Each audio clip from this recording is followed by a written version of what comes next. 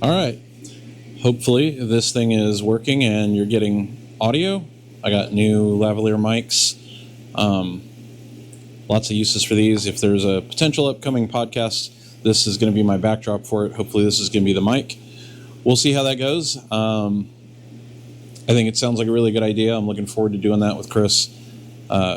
Collaborating is definitely fun. It's nice having somebody to bounce ideas off of that doesn't think I'm just crazy for building an airplane in my garage. Anyhow, I just posted the right aileron completion video. In fact, it's still uploading as I'm recording this. I don't know when you will all see this because I'm leaving tomorrow for a few days and then I'm coming back. But I had to come back out to the garage to take care of some things and I couldn't leave well enough alone, so I dug into the box with the pitot static lines because that's what's next for this wing. It's one more thing that's got to get completed. Of particular note is where this line is going to run through this bay. I plan to mount my pitot probe right here in the skin later on. So I don't know if I'm going to go through these grommet holes, that's what these are for, or if I'll just pull the lines through and put them here. More than likely I'll go in here so all the connections stay in this bay and nothing is loose in here where my bell crank is.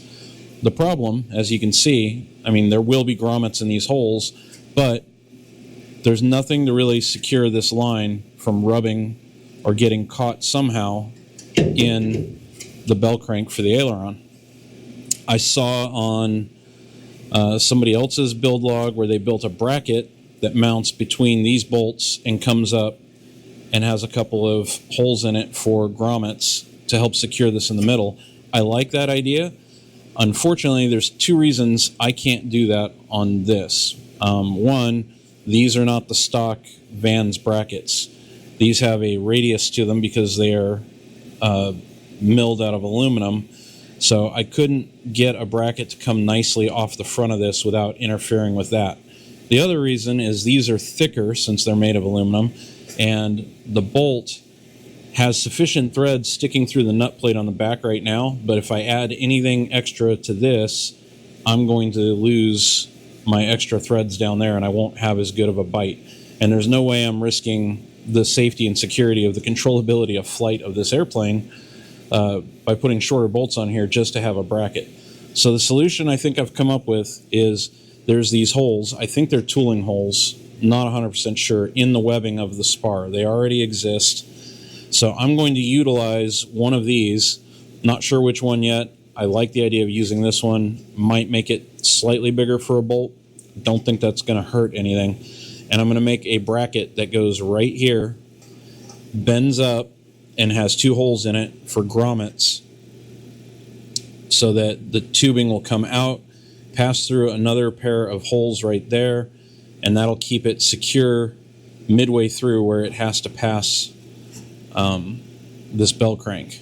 And then it'll just pass on through over to here and up. Hope that all made sense. Like I said, I couldn't leave well enough alone and the thoughts started running through my mind. So since I have to be out in the garage for the next few minutes while the laser engraves something, I might as well start working on this bracket idea and see what I come up with. So I'm going to put you guys back up on the tripod and you'll probably get some video of me messing around with a bracket idea. Hope that explained it. Okay, welcome to the voiceover part. So the bracket came out really well. I did all of this stuff last night, like I said, when I went back out there and then got it in my head. So here you see me trying to figure out what I want to do. Turns out the little hole there is a number 30 size hole already, so I'm assuming those two holes were for something else that's just not a part of the RV-8. Anyhow, the number 30 hole is perfect size for a pulled rivet, but because of how I had to build this bracket, the rivet's going to be offset. It wouldn't be centered. And ideally, you'd want two rivets no matter what to keep this thing from trying to spin or vibrate and start chafing against the spar web. I am not willing to drill another hole in the spar web just to add this other rivet hole. I'm sure it's probably fine. I could have called Van's builder support and got the blessing to do it, but I don't see a need. One rivet is enough to secure this thing in place. So here in just a bit, you're going to see what the rest of my solution is. Right now, this is still last night, me fabricating the bracket. And I am getting ready to leave here shortly, but bonus video. I got all this stuff done and decided to go ahead and put this out there. System stuff. This is a lot more fun than just normal aluminum rib prep kind of stuff you normally see me do.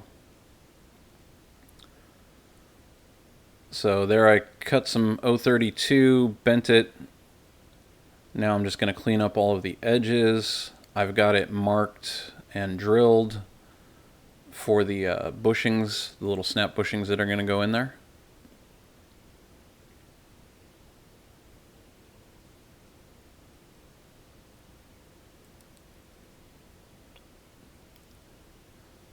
So now we're going to try it out just to make sure that the proof of concept works. I'll bring you guys in for a closer look here.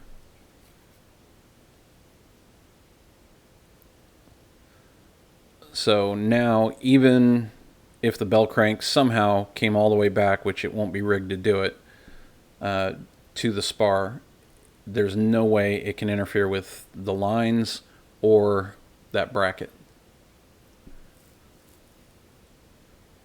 So this is this morning.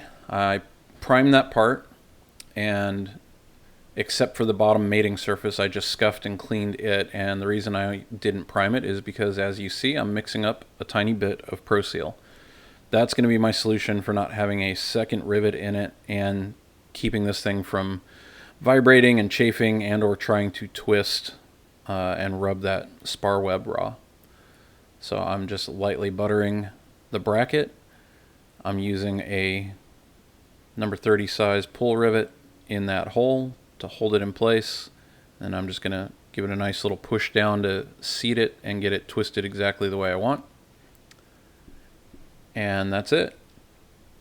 It came out really good. I'm very, very happy with that. I think that'll be a good way to keep the lines out of the way and keep things nice, neat, and clean. So you see me just putting the snap bushings in now. And then I'm going to go ahead and add them all to the rib holes so I can get the lines run.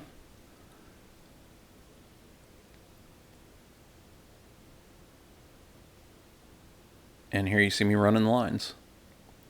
And anybody that decides to do this, those holes that Vans already provides in the front of the ribs, one of them is meant for the pitot static line, which is the correct size for the 1/4 inch ID snap bushing. The other one I think is a tooling hole, and it's too big for the correct size bushing that you need. So you actually need to go to the next size up. And those bushings were just a little loose. They weren't going to pop out, but they could spin and rattle, so I used a little dab of my Natural Cure silicone that I bought for the elevators way back when, and put a little dab on each bushing just to keep it from spinning and keep everything nice and secure. So then after that was all done, I ran the lines and got them secured. Couple pictures to finish it off. Hope you enjoyed this short little last minute AOA line video. There you go. I will see you all in a few days when I get back.